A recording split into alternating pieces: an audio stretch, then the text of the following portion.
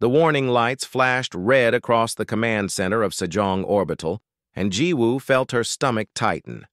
20 years commanding this deep space research station, and she had never seen a vessel move like that.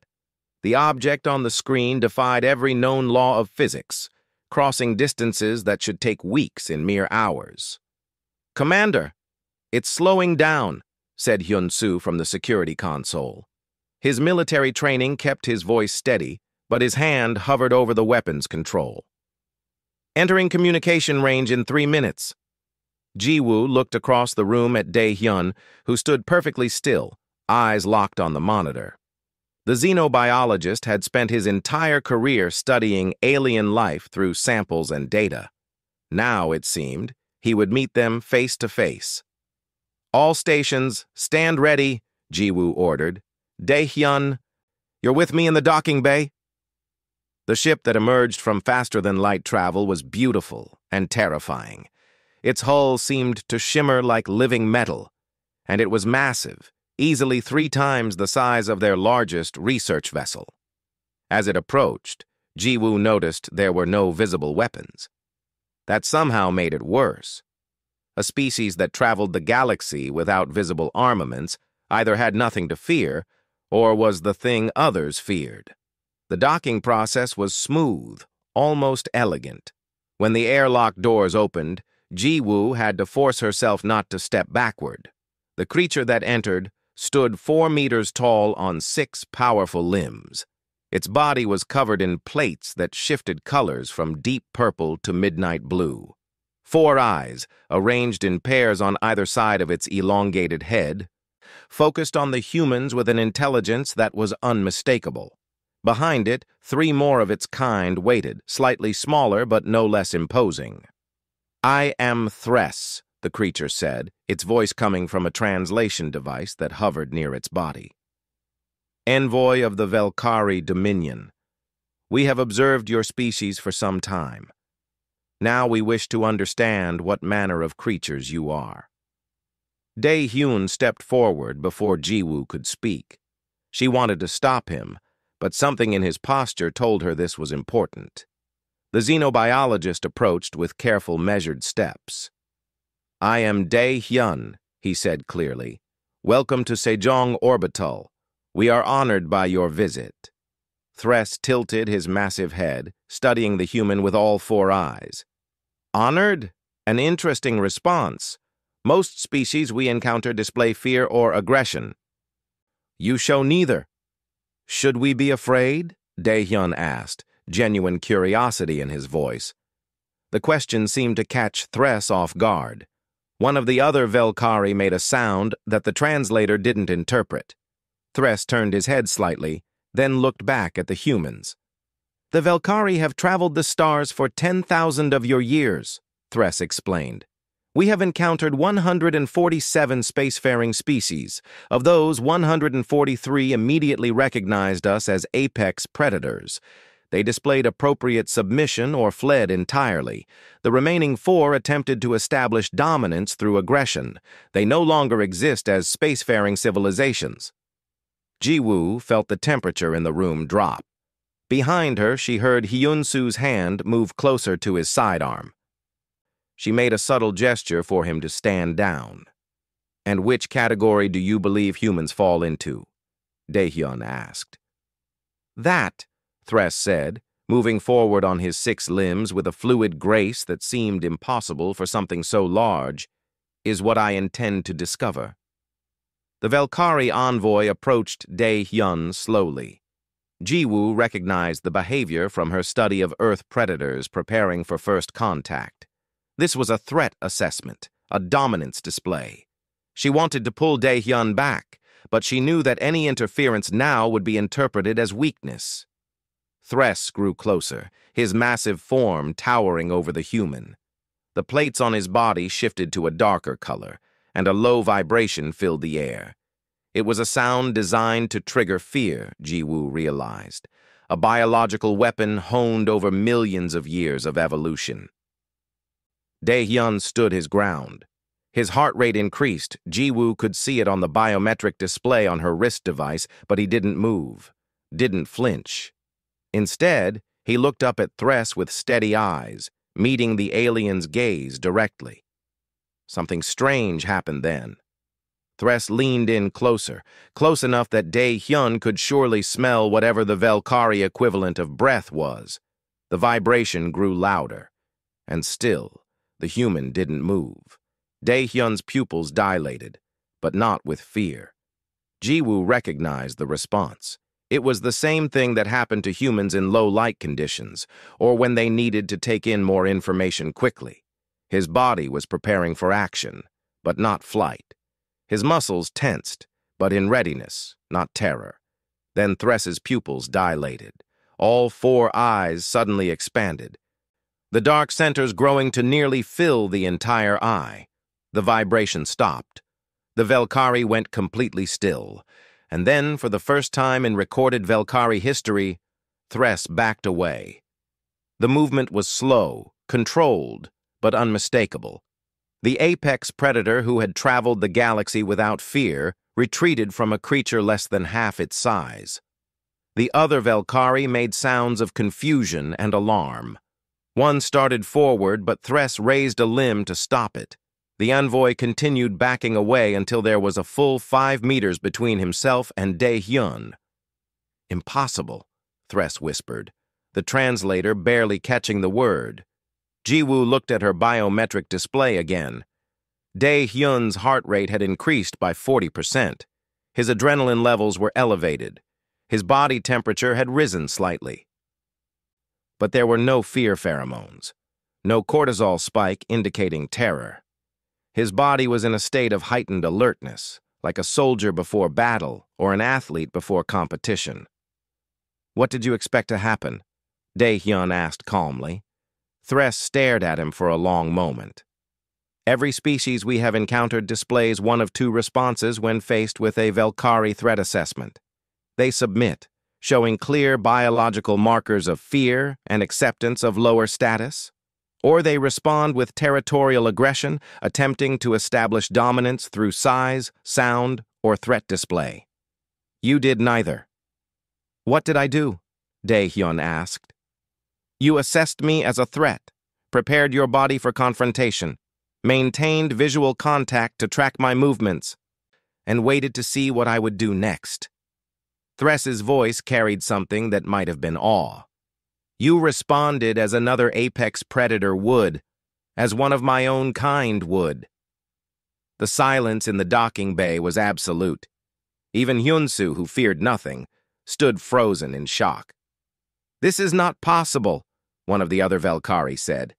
"The biological scans showed they are weak, small. They have no natural weapons. They cannot even see in full-spectrum light." Thress didn't take his eyes off Dae-hyun. "No," he said quietly. "We missed something crucial." He paused, then addressed Ji-woo directly. "Commander, I request permission to observe humans in their natural environment. I must see your homeworld. I must understand what kind of place could produce a species that makes a Velkari back away." Ji-woo looked at Dae-hyun, who nodded slightly. She took a deep breath and made a decision that would change everything. "Permission granted," she said. "Welcome to humanity's territory. Let us show you where we come from." Young-mi had recorded first contact events 17 times in her career as a xenoanthropologist, but she had never seen anything like this. Her cameras captured everything from multiple angles as Thress and his delegation moved through the research station, studying the humans with an intensity that bordered on obsession. "His pupils keep dilating," Subin whispered from her position at the medical monitoring station. "Every time he gets close to any of us, the same response, full dilation, then retreat." Young-mi nodded, not taking her eyes off her screens. The Velkari had spent 6 hours on the station now, and the pattern was consistent. Approach, assess, dilate, withdraw. It was the behavior of a predator that had encountered something it couldn't categorize. In the main conference room, Dae-hyun stood before a holographic display showing Earth's evolutionary timeline. Thress and his delegation sat in specially prepared spaces, their massive forms arranged around the room. The tension from the docking bay had eased somewhat, but it hadn't disappeared. "You wish to understand what humans are," Daehyun said. "To do that, you need to understand where we came from." The hologram shifted, showing Earth as it appeared 4 million years ago. Small, upright creatures moved across an African savanna, surrounded by predators on all sides. "Our ancestors were not apex predators," Daehyun explained. "We were prey, lions, leopards, hyenas, crocodiles, snakes, eagles. All of them hunted our kind. We were small, relatively weak, with no natural weapons. By all rights, we should have gone extinct." One of the Velkari, smaller than Thress and identified as a biological specialist, leaned forward. "Then how did you survive? What adaptation allowed such a vulnerable species to persist?"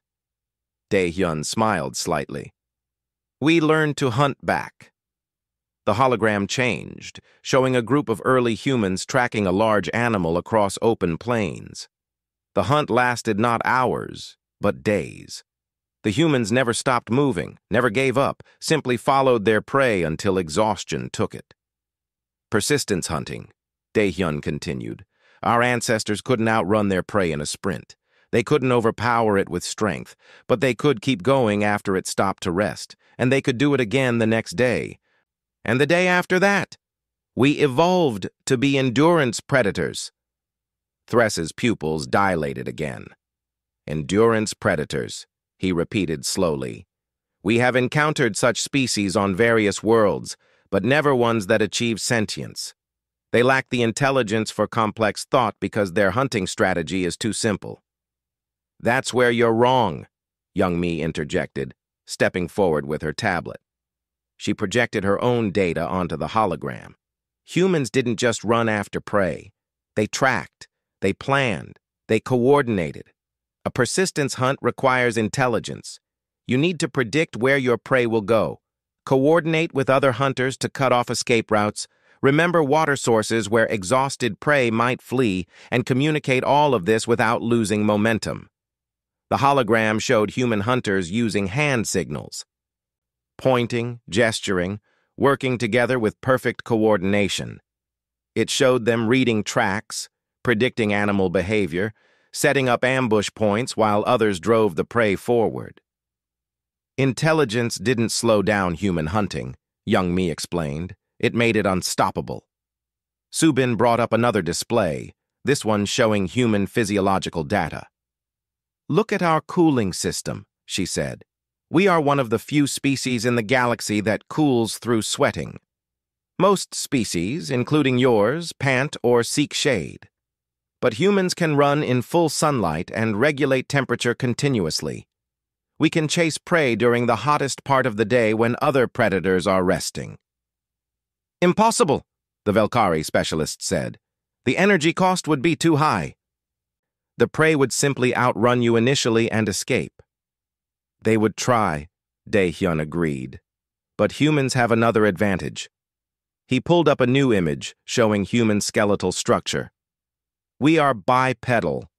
We only use 2 limbs for movement, which is less stable but far more energy efficient over long distances. A human can run 100 kilometers in a single day. Can a Velkari do that?" Silence answered him. Thress shifted his massive body, and Young Mi noticed the movement was one of discomfort. "A Velkari can sprint at 120 kilometers per hour, Thress finally said. "We can maintain that speed for approximately 300 meters. Then we must rest for several minutes to cool down and recover. Are you saying humans can run for hours without stopping?" "Not just hours," Subin corrected. "Days. There are human endurance runners who can travel 200 kilometers over mountainous terrain in less than 24 hours, and they do it for sport, not survival." The Velkari delegation made sounds that the translators struggled to interpret. Young Mi recognized shock when she heard it. Daehyun continued the presentation. "But endurance was only part of human evolution. We also developed throwing accuracy." He picked up a small ball from the table and tossed it to young Me across the room. She caught it without looking away from the Velkari. Humans can throw objects with lethal force and accuracy. We can strike prey from 30 meters away with stones, spears, or other projectiles. What other species in the galaxy can do that? None, Thress admitted. Throwing requires complex calculation of trajectory, force, and target movement. It requires binocular vision, fine motor control, and predictive processing. It is a waste of evolutionary resources for a prey species. Unless that prey species is learning to become a predator, young Me said quietly. The hologram shifted again, showing modern humans. Subin highlighted various biological features. Forward-facing eyes for depth perception and tracking prey. Large brains capable of complex planning and pattern recognition. Hands with opposable thumbs for tool creation and weapon use. Vocal cords capable of complex language for coordination. And all of this supported by an endurance running system that never stops. Thress stood suddenly, his massive form towering over everyone in the room. His pupils were fully dilated again, all 4 eyes wide. "You are describing an apex predator," he said, his voice carrying an emotion the translators labeled as distress. "But you evolved from prey. This is impossible. Evolution does not work this way." "Evolution works however it needs to," Daehyun replied. "On most worlds, predator and prey niches are stable. Predators stay predators, prey stays prey. But Earth was different. Earth was violent. Our world has 5 major extinction events in its history, catastrophic climate changes, and thousands of predator species all competing in overlapping niches. Adaptation wasn't optional, it was mandatory." Young Mai pulled up another image, this one showing Earth's biodiversity. "Your world has approximately 40,000 species, correct? Earth has over 8 million. Your world has 12 apex predator species. Earth has hundreds. Some hunt in water, some in air, some on land, some in trees, some underground. Humans didn't just evolve to hunt. We evolved to hunt everything." The room fell silent. Thress moved toward Daehyun again, that same slow approach from the docking bay. But this time he stopped farther away, maintaining distance. "When I approached you in the docking bay," Thress said slowly, "my body recognized something my mind refused to accept. Every instinct I have, every sense honed over millions of years of evolution told me I was facing another apex predator. But you are so small, so weak-looking. I thought my assessment was wrong." "It wasn't," Daehyun said simply. Thress's pupils remained dilated. "No, it was not. You are apex predators, but not like any we have encountered. You are not stronger, not faster, not more aggressive. You are something far more terrifying." "What's that?" young Me asked. "You are patient," Thress answered. "You are the predator that never stops coming, the one that will chase for days, weeks if necessary, the one that coordinates, plans, adapts, the one that turns weakness into strategy and uses intelligence as a weapon." He backed away again. That same controlled retreat. The Velkari shuttle descended through Earth's atmosphere, and Thress watched the blue planet grow larger with what humans might have called trepidation. Boram, Earth's chief diplomatic liaison, sat across from him in the specially modified passenger compartment, trying not to show her nervousness. "We will land in the Taebek Mountains," Boram explained, her voice carefully controlled. "It is autumn there. Relatively mild weather. Tai Yang, our best wildlife guide, will show you the local ecosystem." "Local ecosystem," Thress repeated. "You have multiple ecosystems on one world?" "Hundreds," Boram said. "Deserts, rainforests, tundra, grasslands, oceans, mountains. Each with completely different species adapted to different conditions." The Velkari made a sound the translator rendered as distress. Through the viewport, forests stretched to the horizon, broken by rivers and mountains. From orbit, the planet had looked peaceful. Up close, Thress could see it was almost violently alive. Tae-Yang waited at the landing site, a clearing surrounded by dense forest. He was a tall man with weathered skin and easy confidence in his movements. Behind him, a full security team stood ready, though Thress noted they kept their weapons holstered. "Welcome to Earth," Tae-Yang said with a slight bow. "I understand you want to see our world as it naturally exists. I will show you the mountains and forests. But I must warn you, even in what we consider safe areas, there are dangers." "We are Velkari," one of the delegation said proudly. "We have survived far worse than your small world can offer." Tae-Yang smiled but said nothing. He simply gestured for them to follow and began walking into the forest. Within 5 minutes, Thress understood they had made a terrible mistake. The forest was dense, almost claustrophobic to creatures used to the wide-open spaces of the Velkari homeworld. But that was not what disturbed Thress. It was the sounds. Hundreds of different calls, chirps, buzzes, and rustlings filled the air. Every sound was a different species. Every species was a potential threat. "That sound," Thress said, freezing as a low growl echoed through the trees. "What is that?" "Wild boar, probably," Tae-Yang replied casually. "They are not usually aggressive unless cornered. We will give them space." "How dangerous is this boar?" the Velkari specialist asked. "They weigh about 200 kilograms and can run 40 kilometers per hour. Their tusks can rip through muscle and bone. They kill several people every year," Tae-Yang explained, as if discussing the weather. The Velkari delegation huddled closer together. Thress felt a sensation he had not experienced since childhood, something his species had evolved beyond millennia ago. Fear. "Several people," Thress said slowly, "per year. And you still allow them to live near your settlements?" "We share the land," Tae-Yang said simply. "The boar were here first. We learned to coexist. Besides, they are not even close to the most dangerous animals on Earth." He pulled out a tablet and began showing images. Korean water deer with fangs like daggers, Asian black bears that can tear down trees, yellow-throated martens that hunt in packs, tiger beetles with jaws that strike faster than the human eye can see, giant hornets whose venom can dissolve human tissue. Each image made the Velkari shift uncomfortably. Hei-Wan, the geneticist who had joined them, added her own commentary. "Earth has approximately 150,000 species we classify as potentially dangerous to humans," Hei-Wan said. "That includes everything from bacteria and viruses to insects, reptiles, fish, birds, and mammals. About 50,000 of those can cause serious injury. About 5,000 can easily kill an adult human." "Impossible," the Velkari specialist protested.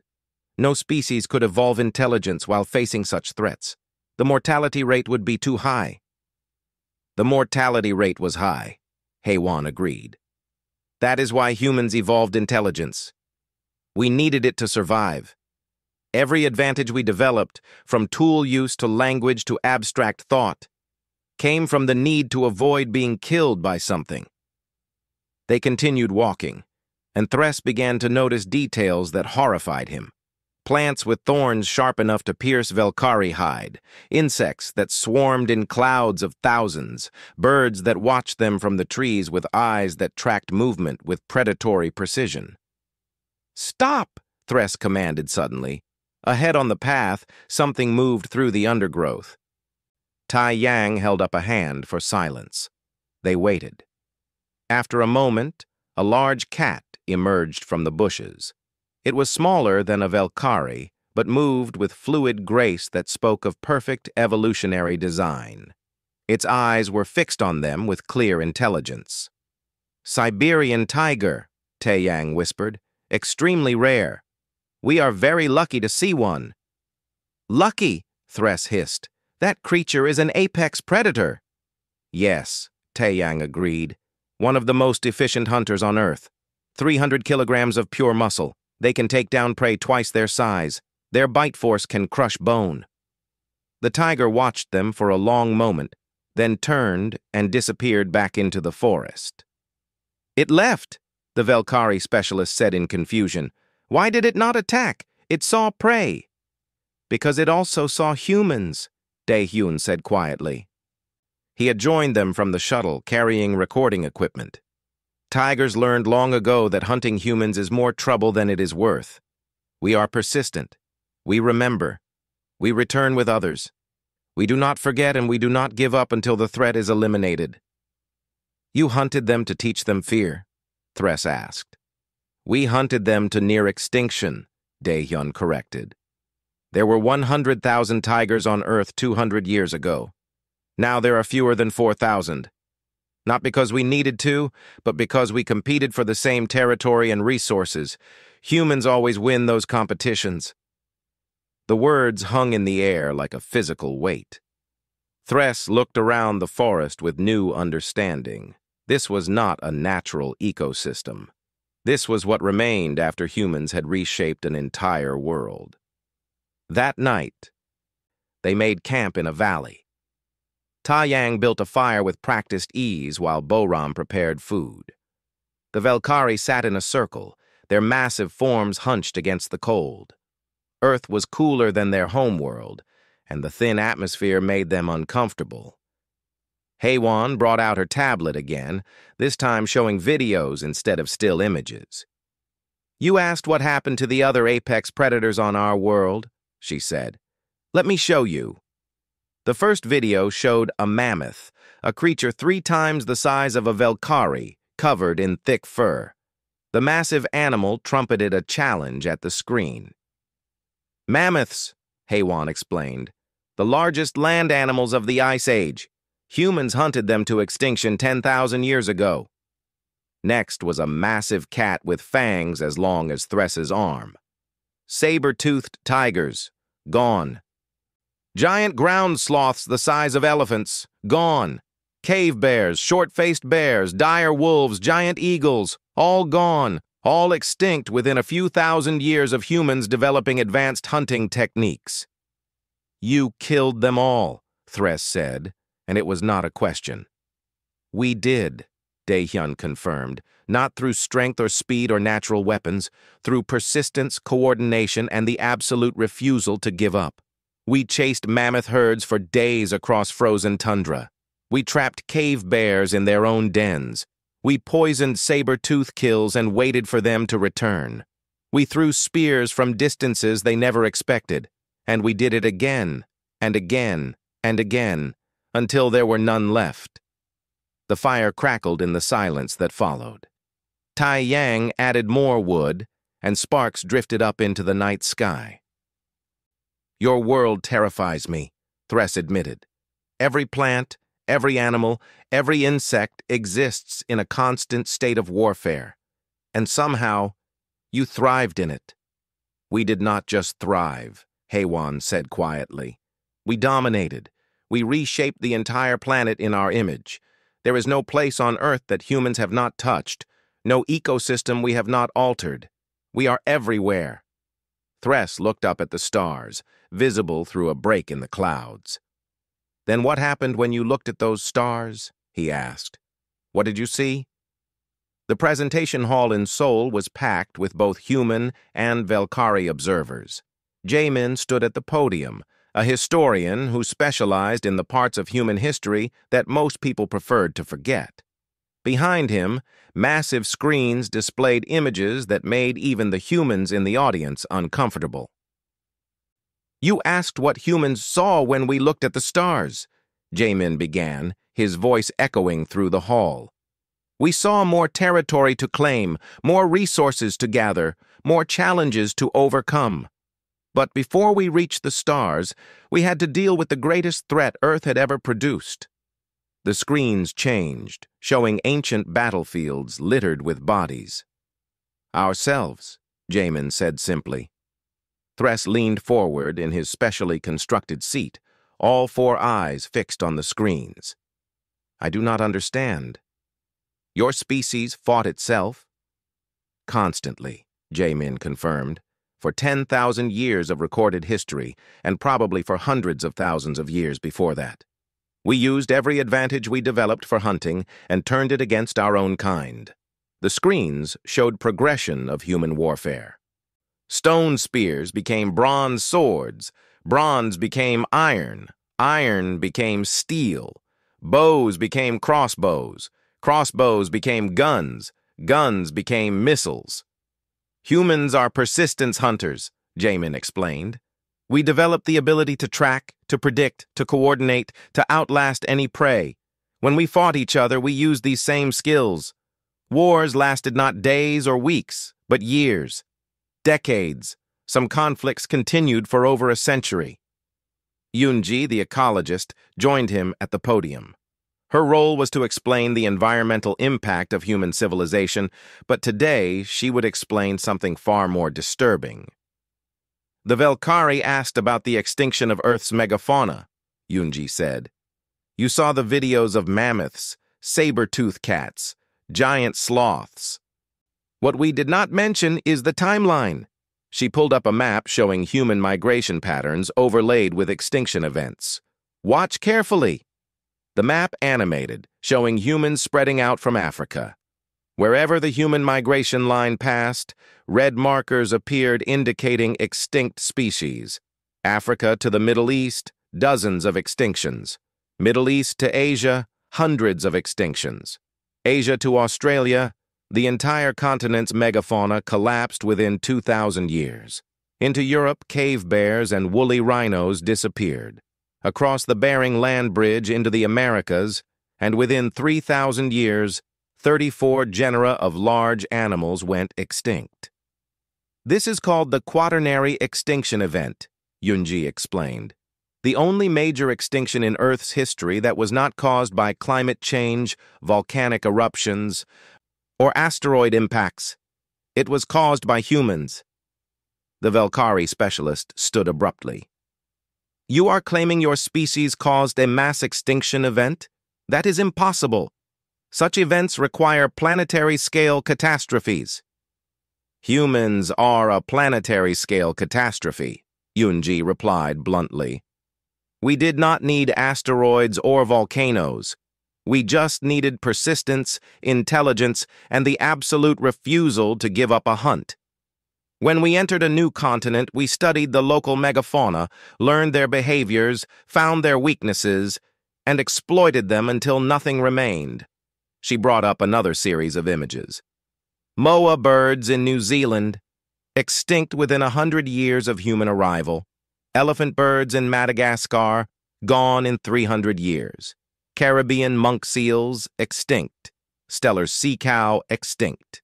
Passenger pigeons, once 5 billion strong, reduced to 0 in a single century. We did not just hunt these creatures for food. We hunted them because they were there, because we could, because our instincts drive us to eliminate competition and secure territory.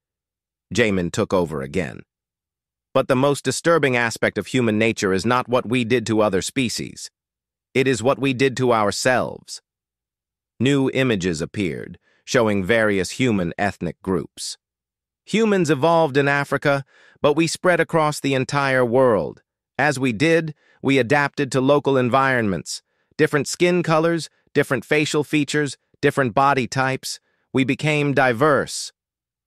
Diversity is strength, Thress said. It was a Velkari saying, one of their core beliefs. Not for humans, Jamin replied sadly. For most of our history, humans who looked different from each other fought endless wars. We used our hunting instincts against each other.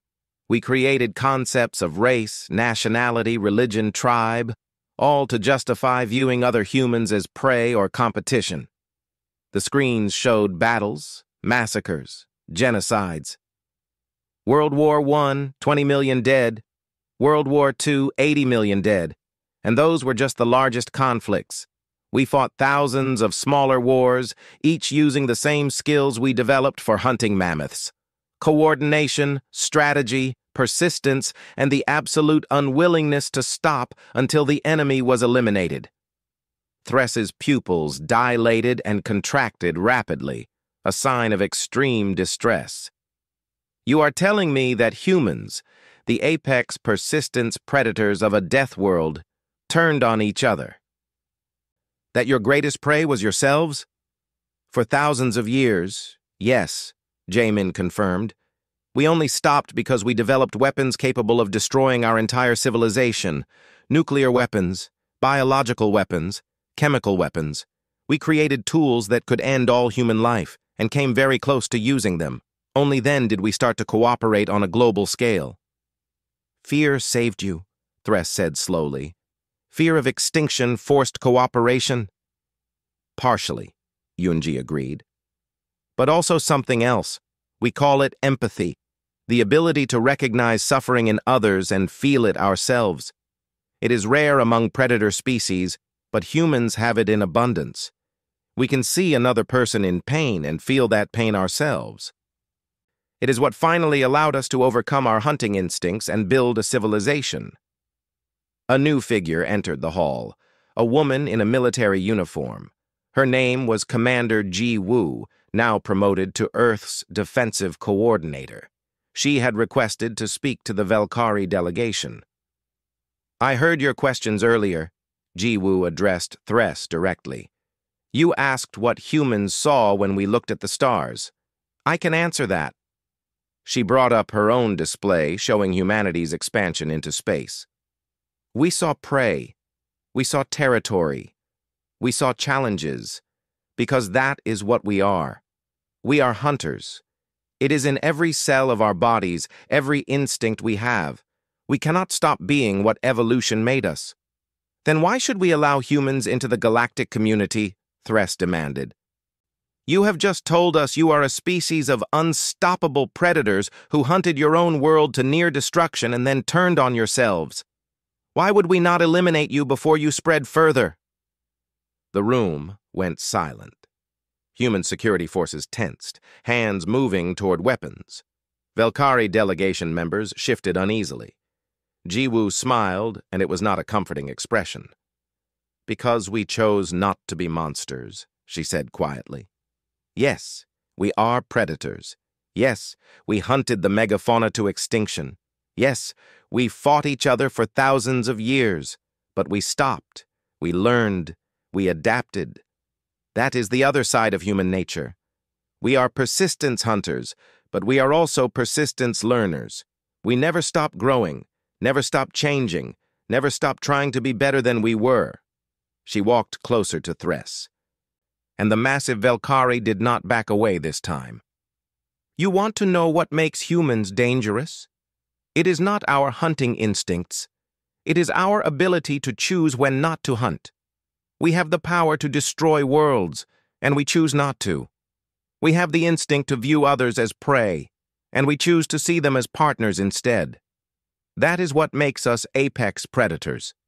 We can override our own nature. Thress studied her for a long moment. Can you? He finally asked. Can you truly override instincts honed over millions of years? Before Jiwoo could answer, an alert sounded through the hall. A Velkari officer rushed in, speaking rapidly in their native language. Thress's translator took a moment to catch up. Attack! The translation came through. Our colony on Velkara 7. The Krethir have attacked. They are slaughtering everyone. Thress stood, his massive form radiating sudden fury. The Krethir, our ancient enemies. They must have seen our ships here and assumed we were weak, distracted by these humans. He turned to Jiwoo, and his eyes carried a desperate question. The human warship Indomitable slipped out of faster-than-light travel at the edge of the Velkara 7 system, and Captain Seong-ho studied the tactical display with the cold assessment of a predator evaluating a hunt. Beside him, Mi-sun worked her tactical console with practiced efficiency, her fingers moving across controls that had been designed for exactly this scenario. Sitrep, Seong-ho commanded. 15 Krethir heavy warships surrounding the colony, Mi-sun reported. They are larger than Velkari vessels. Energy signatures suggest powerful bioelectric weapons. The Velkari defensive fleet is down to 3 ships from an original 12. They are losing. Through the view screen, Seong-ho could see the battle. The Krethier ships were massive, even larger than Velkari vessels, with hulls that seemed to pulse with electrical energy. Each one was a weapon, a predator evolved for space combat through millions of years of aggressive expansion.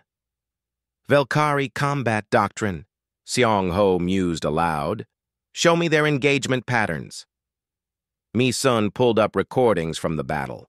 The Velkari ships moved in classic predator formation, attempting to establish dominance through direct confrontation. They accelerated toward Krethier vessels, firing their most powerful weapons in devastating alpha strikes designed to cripple enemies quickly. They fight like they hunt, Mi-sun observed. Single decisive confrontation, establish dominance through superior force. And the Krethier? Ambush predators adapted to pack tactics. They wait for Velkari ships to commit, then swarm from multiple angles. Overwhelm shields through concentrated fire from superior numbers. Seong-ho nodded slowly. Contact Commander Ji-woo. Tell her we need full authorization for human combat doctrine. The response came back within seconds. Ji-woo's face appeared on screen, her expression grim. You have authorization, Captain. Show them what humanity learned from Earth. Dae-hyun's face appeared on an adjacent screen, transmitting from Sejong Orbital where he consulted with Thres. Captain, the Velkari do not understand your request to wait. Thres demands to know why you are not attacking immediately. Tell him, Seong-ho said calmly, that humans are persistence hunters. We do not rush into battle.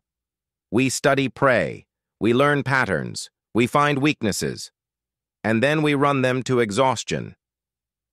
3 more human vessels emerged from FTL, smaller than the Indomitable but faster, more maneuverable. Commanders Hyunsu transmitted from the lead escort ship.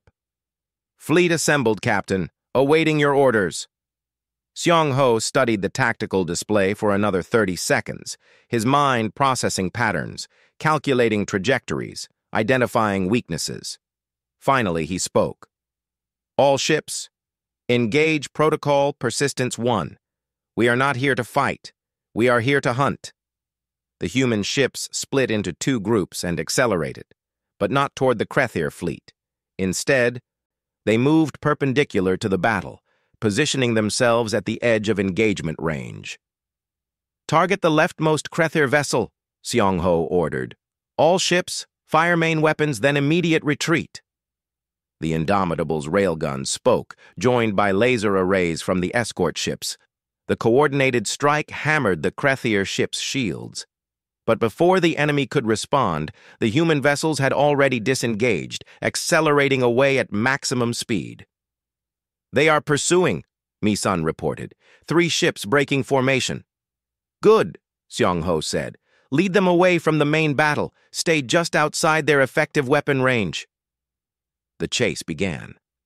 The Krethier vessels were faster in short bursts, their bioelectric drives providing explosive acceleration. But human ships had something the Krethier did not: endurance.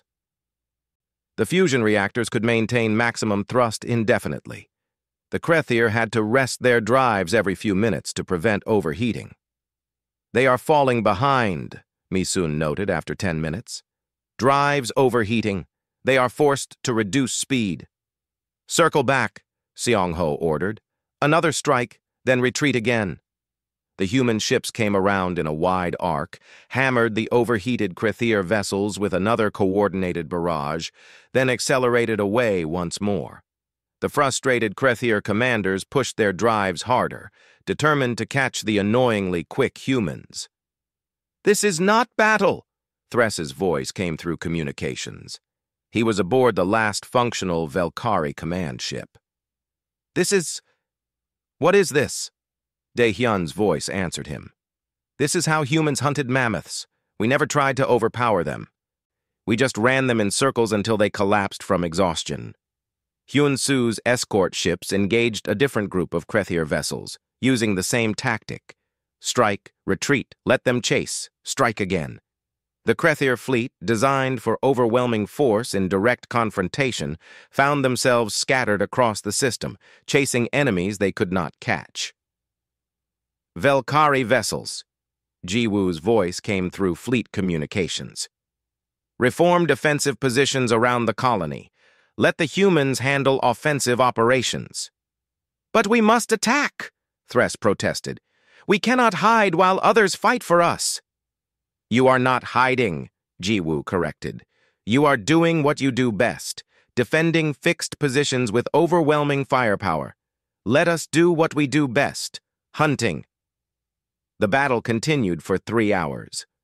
The human ships never stopped moving, never allowed the Krethyr to pin them down, never gave them a moment's rest. Every time a Krethyr vessel's drives overheated and they were forced to slow down, human ships would appear from unexpected angles, strike, and vanish again.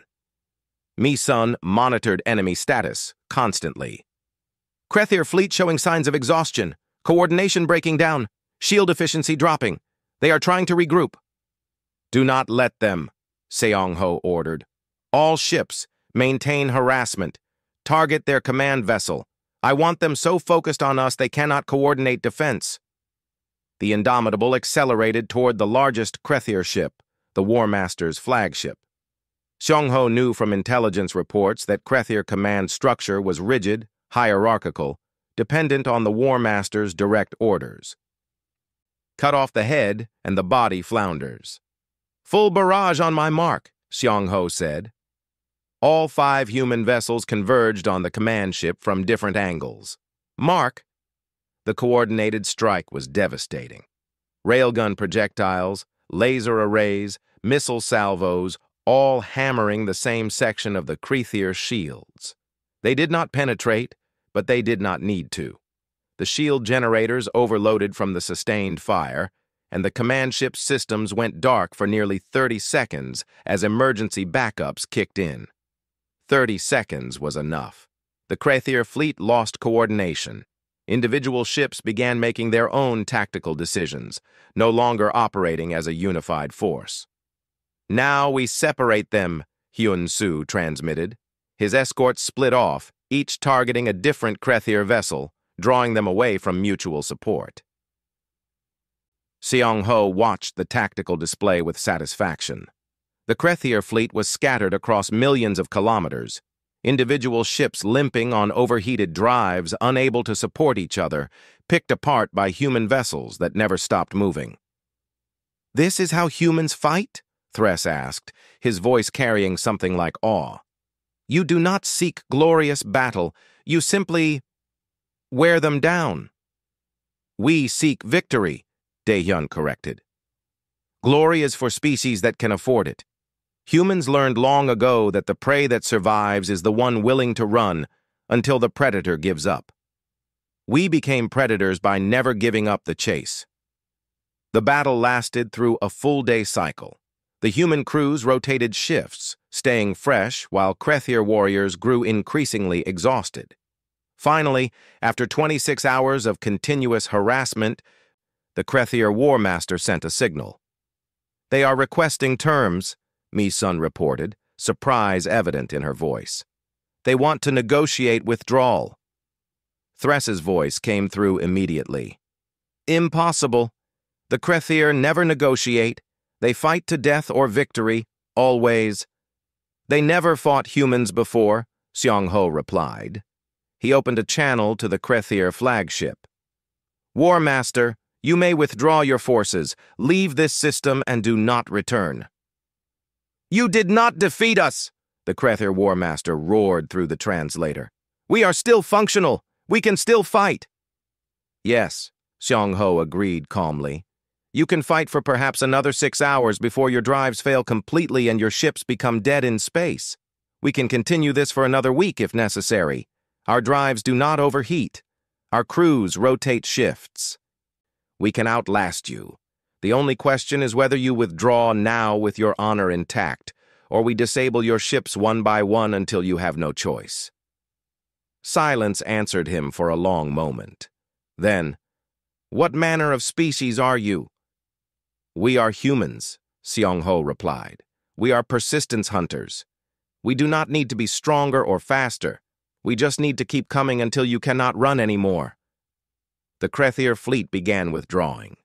Slowly, maintaining defensive formations, but withdrawing nonetheless. For the first time in their recorded history, the Krethier had retreated from a battle they could have continued.